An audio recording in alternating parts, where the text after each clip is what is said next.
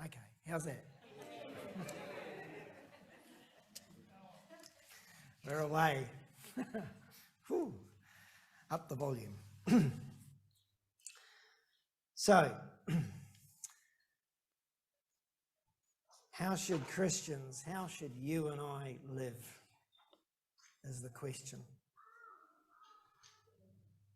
We ought to be living as if Jesus died yesterday, rose this morning, and is coming back this afternoon.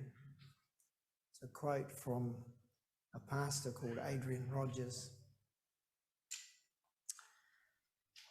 When thinking about this subject, I felt to turn to Romans 14. And then in the course of reading that came the question, well, what was it like back then? What were the Romans like?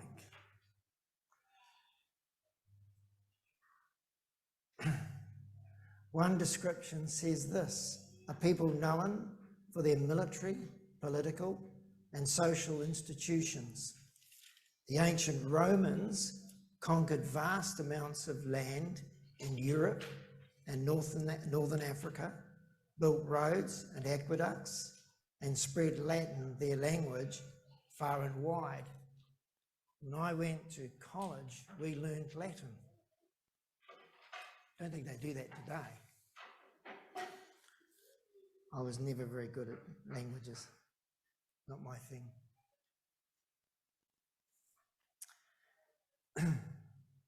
So what was life like for the average Roman? Seeing we're looking at a scripture that was written to the Roman people, a letter that was written to them. The quality of life in the Roman Empire depended upon where one fell within society. During the Pax Romana, the wealthy built huge, lavishly decorated houses and usually had servants and slaves to tend their every need. The average citizen worked and lived in reasonably comfortable, modest housing. An old boss of mine is a man called Graham Hart, owned a company that I worked for, and he lives in a huge mansion. And I look at that and I think, nothing much has changed. Christianity in the ancient Rome was a dangerous venture. Religion was very important to the Romans. But Christianity and Christians were punished for many, many years.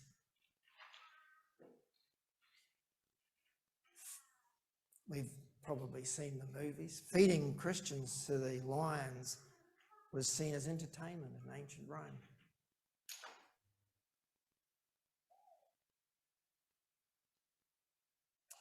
There was the movies. Actually, in fact, if you Google movies about the Roman Empire, the list goes on forever. I couldn't believe how many movies there were, but we'll remember some of them, like Centurion and Gladiator and Ben-Hur and Pompeii, The Passion of Christ. The list goes on forever, all about that particular period of time. Now, the Roman Empire converted to Christianity because Constantine, who was the emperor at that time, converted and was the ruler. And so Constantine the Great, as he was known, was the emperor of Rome from AD 306 to 337. Quite some time after Christ. the first to convert, he was the first to convert to Christianity. But the next guy was called Theodosius, and he was called Theodosius the Great.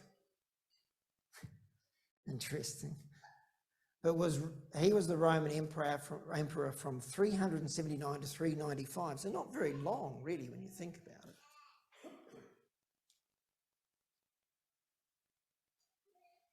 But he made Christianity the religion of the region.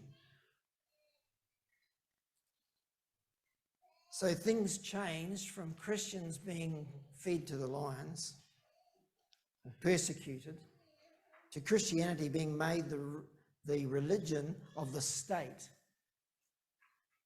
and added to that punishment for the practice of paganism. So this is an important in history because Christianity influenced their culture of how they acted, thought, and believed. And by AD 117, it covered around 5 million square kilometres over 3 continents. And it is estimated that perhaps 60 million people lived within its borders. So what should we take from that? Well, number one is that God actually uses leadership. The nation's leadership is used by the Lord. Country's leadership has an influence on the spiritual state of the nation even today. I read an article from the Herald by a reporter called Graham Adams. It was dated August last year, which it investigates how our Prime Minister's religious upbringing appears to influence her politics. It's very interesting. It was interesting to read. The leader of the opposition said this about his faith: "It has anchored me, given my life purpose and shaped my values, and it puts me in the context of something bigger than myself." Quite interesting as well. The book of Romans was written around AD 57, 59, somewhere about that period. Approximately 25 years after the resurrection of Jesus. So, in thinking about all that, the book of the writings of Paul, the letter to the Romans, is something that should be very important to us even today. The earliest house churches in Rome would have been primarily Jewish and would have culturally felt Jewish. But in AD 49, the Roman Emperor Claudius kicked the Jews out of Rome.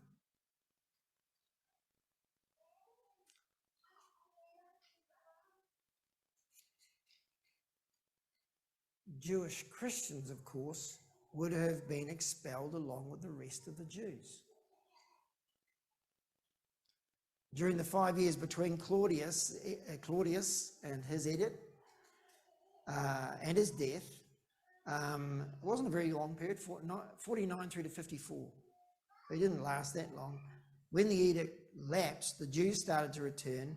The composition of self-understanding of the house churches in Rome would have shifted considerably.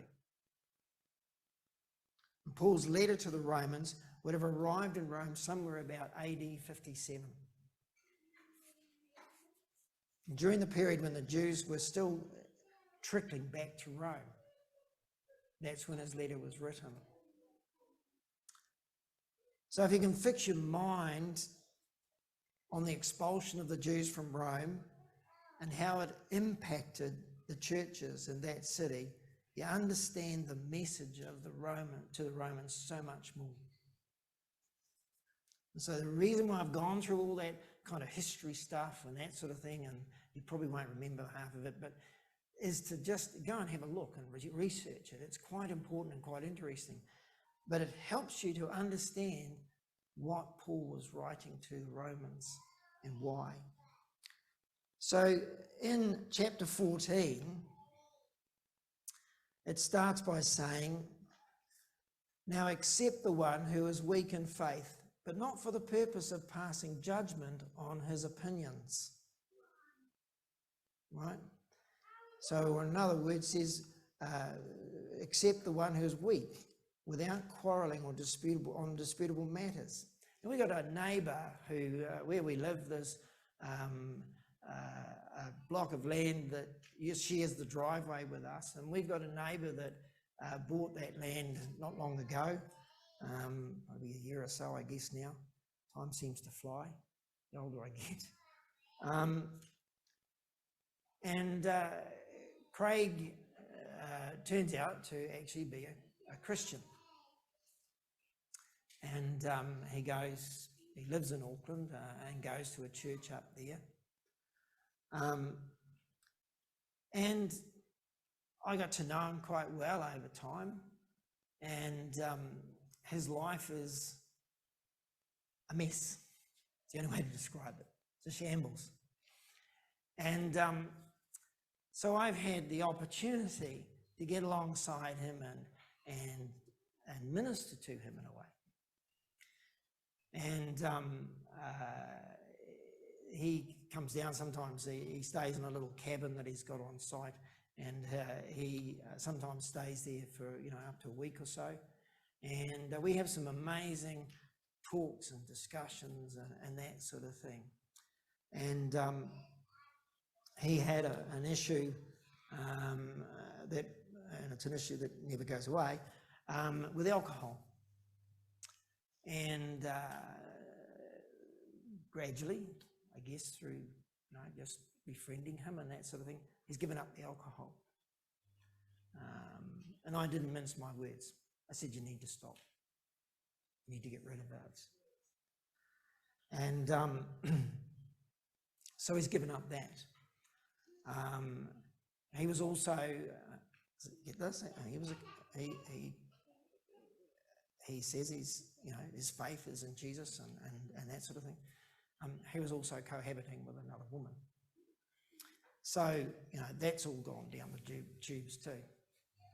And I'm seeing God working in his life. And it's amazing. And so, I encourage you, to get alongside people like that. Sometimes it's difficult, but get alongside them. And don't get alongside them to preach in their ear from day one. Just get alongside them to be there and listen.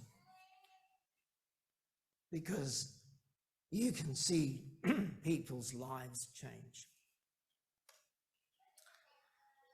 So it goes on, it says, one person's faith allows them to eat anything, but another whose faith is weak and eats only vegetables. The one who eats everything must not treat with contempt the one who does not. And the one who does not eat everything must not judge the one who does, for God has accepted them. Who are you to judge someone else's servant?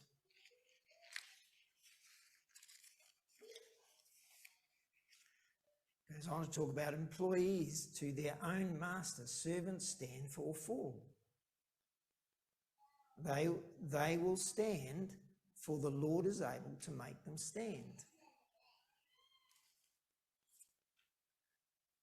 For many years, I worked in the corporate world.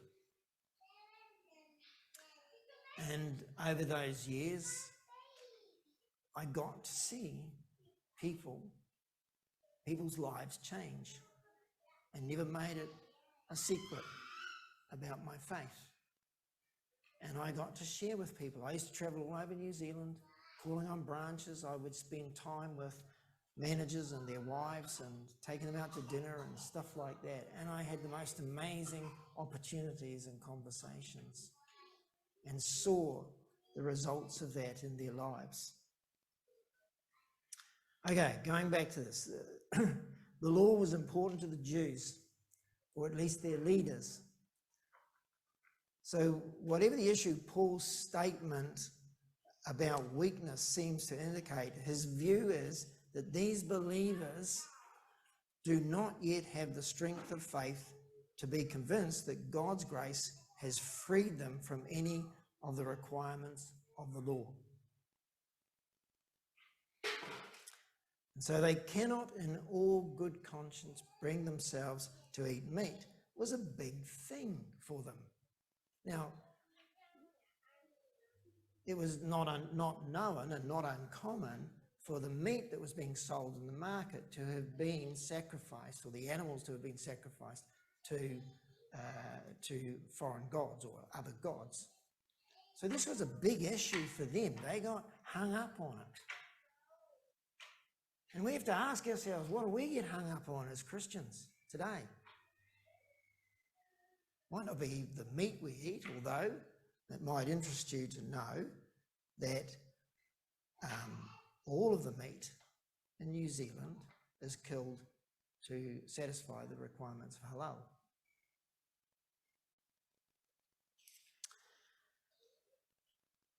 So then, verses 1 through 3, is it about vegetarians? What is this about? So a vegetarian, of course, doesn't eat meat. They eat only vegetables. Why? Is it possible that these Christians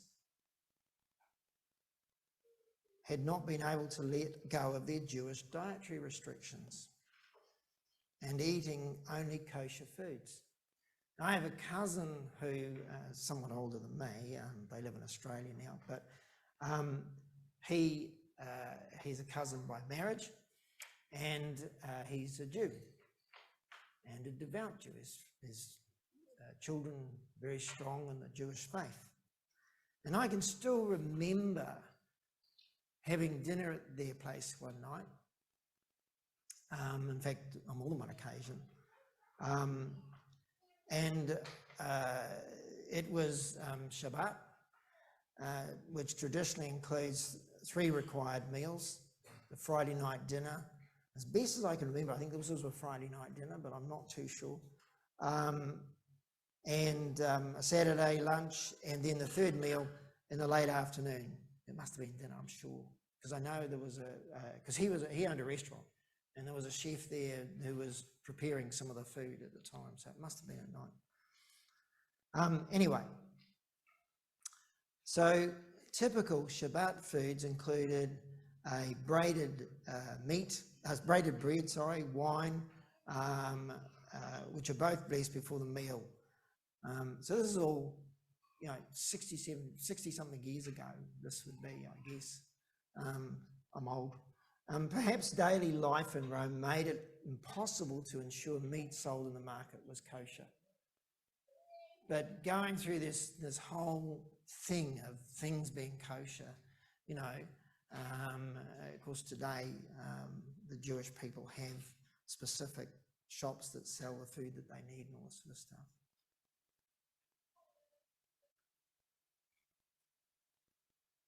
So what about us today? One person considers one day more sacred than another. Another considers every day alike. Each of them should be fully convinced in their own mind. That's what Paul says, verse 6. Whoever regards one day as special does so to the Lord. Sunday versus Saturday. Why not midweek? Some years ago, we ran a home group which had anything up to 25 or more people between the ages of 18 and 25, 26, 27 in our lounge. It's pretty crowded. It was a big lounge.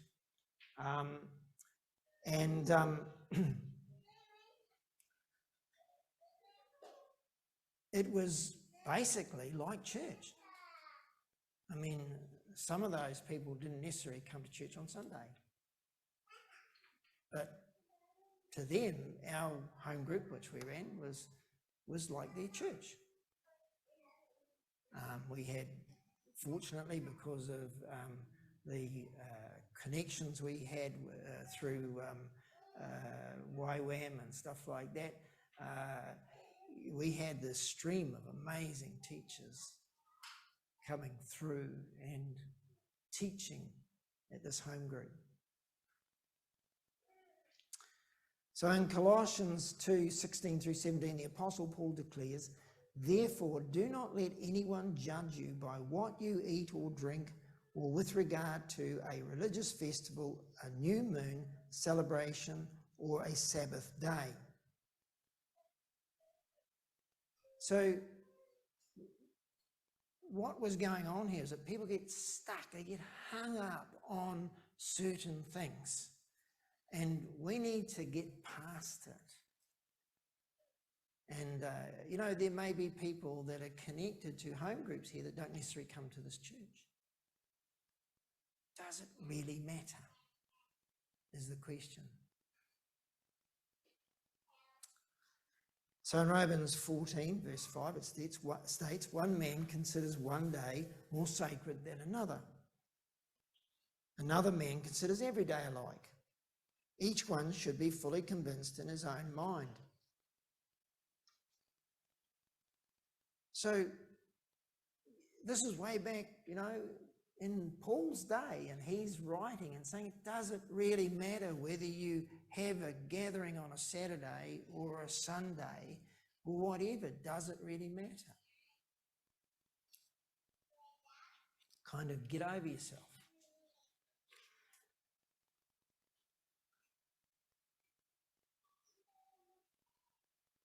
So really the issue here is about judging each other.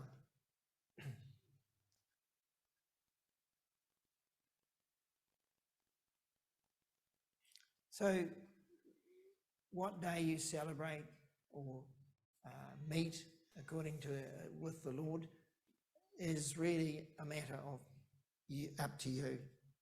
If you have sport on a Sunday and you play sport on a Sunday, it's really not that you're majoring on a minor when you condemn that.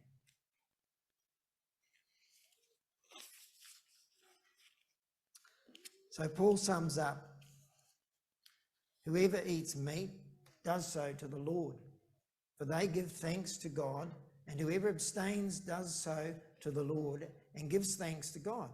For none of us lives for ourselves alone, and none of us dies for ourselves alone. If we live for the Lord, and if we die for the Lord. So whether we live or die, we belong to the Lord. For this very reason, Christ died and returned to life, so that he might be the Lord both of the dead and the living."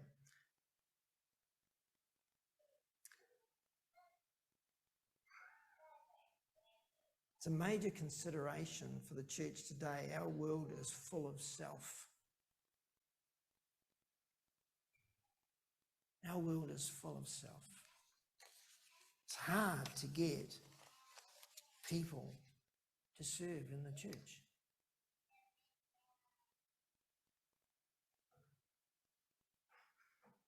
And we thank those people that serve here in this church faithfully, that do the sound desk, that clean the toilets,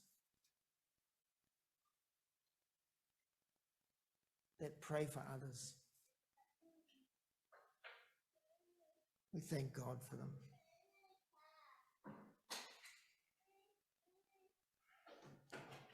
So, also in Romans 14, Paul tackles the question of how Christians with different convictions about disputable matters should treat each other in the church. Strong faith Christians who feel free to eat and drink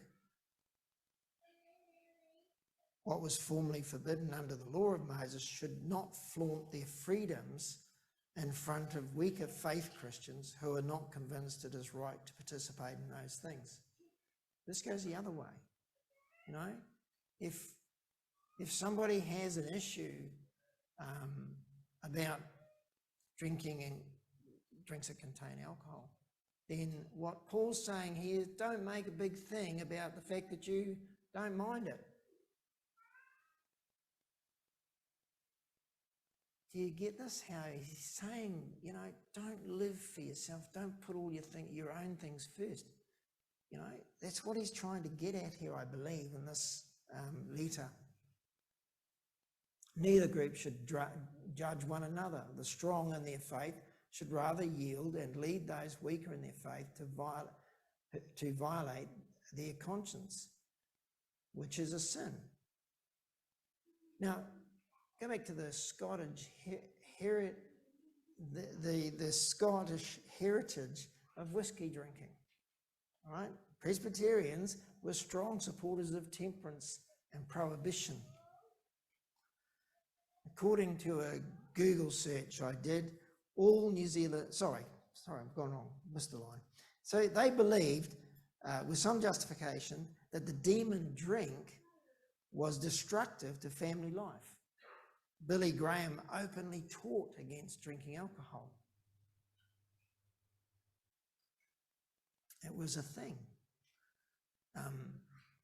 So, this was something that even today people get hung up on. I'm just happy that my friend Craig is making progress in his walk with Jesus. He's given up the drink, so that's good. He still smokes cigarettes. We'll get there on that one day. It's also possible that the issue has to do with eating meat offered in sacrifice idols. Paul talks in 1 Corinthians chapter 8 and 1 Corinthians 10, 23 to 30. Some Christians did not want to support idol worship by eating meat that may have been offered to idols and then sold in the marketplace. Others perhaps may have been concerned about associating with the demonic activity attached to that meat. So all of these things that are in this particular part of Romans is about this whole thing that was going on in the church about, you shouldn't be doing that, you shouldn't be doing this or whatever. And do you get that he's actually saying accept each other? That's what he's saying. So this is about individual faith in God's provision, living by faith. Working on Sunday is never called a sin in the Bible. Right? It's a misconception has arisen based on modern misunderstanding of the Old Testament's commands to rest on the Sabbath.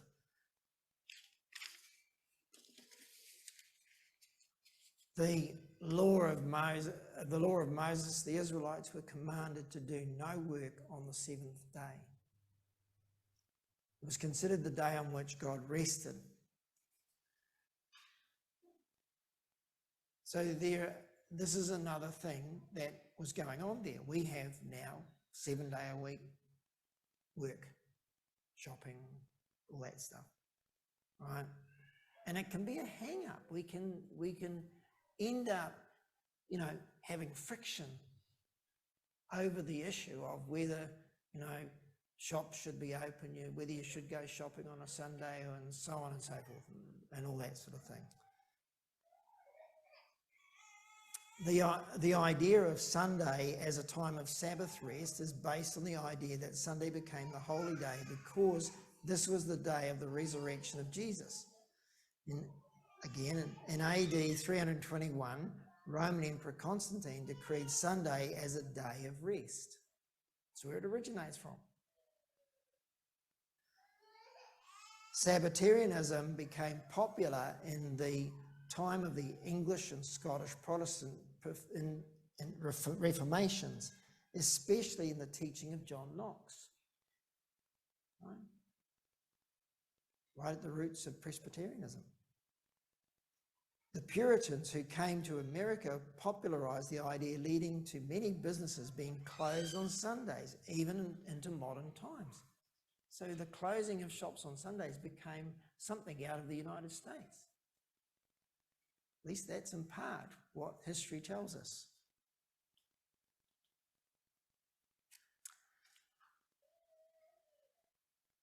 So, there are a number of Christian groups who practice the fact that you shouldn't work on a Sunday and that sort of thing, but let's not let it get to us. I'm not saying it's wrong to believe that. It's not, but let's not allow it to become something that causes friction in the church. There's another problem with calling Sunday the Sabbath, and that's practicing the Sabbath was part of the Mosaic law, not the law for all times and all places. In fact, the Apostle Paul dealt with his concern among early Christians, including many Christians who came from Jewish background, in which the Sabbath was part of life. In 5 verses 6, this is what Paul writes. One person esteems one day as better than another, while others esteem all days alike. Each one should be fully convinced in his own mind. The one who observes the day observes the Lord. One who observes the day, it is honour to the Lord. Yet Paul wrote, for whatever does not proceed from faith is sin. And that was later on in chapter 14, verse 23. So to tie or to wrap that bit up, it doesn't really matter. It's not a big issue. It shouldn't be a big issue for us. It's perfectly acceptable, but the biblical command, how does all this impact us today? If a person feels led to rest on a Sunday to honour God, is it acceptable to do so based on their faith? Rather than judge people in this area, believers are called to accept one another, realising each of us will give an account of himself to God. Romans 14 verse 12. As Christians, we need to challenge ourselves. How much do I live for myself? That's the big question. How much of what I do every day of the week, every week of the year, how much do I live for myself? Is my life pleasing to myself?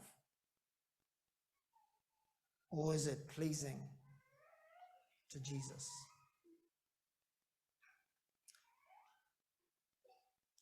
Maybe before you turn the light out tonight, ask that question of yourself and determine what you might be able to do better.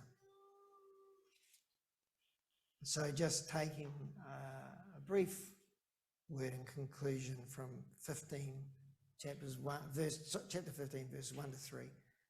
Now we who are strong ought to bear the weaknesses of those without strength,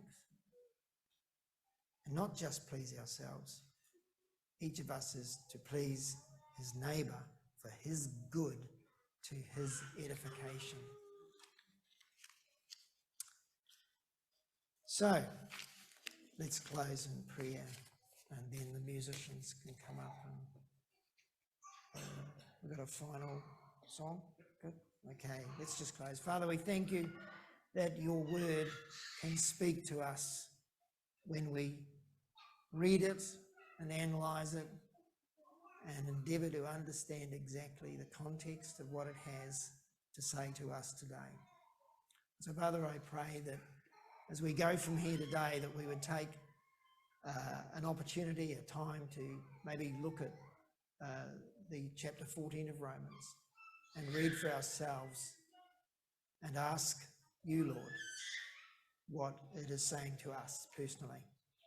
I pray that everybody has a safe week ahead, and we thank you that we have you on a daily basis in our lives. Amen.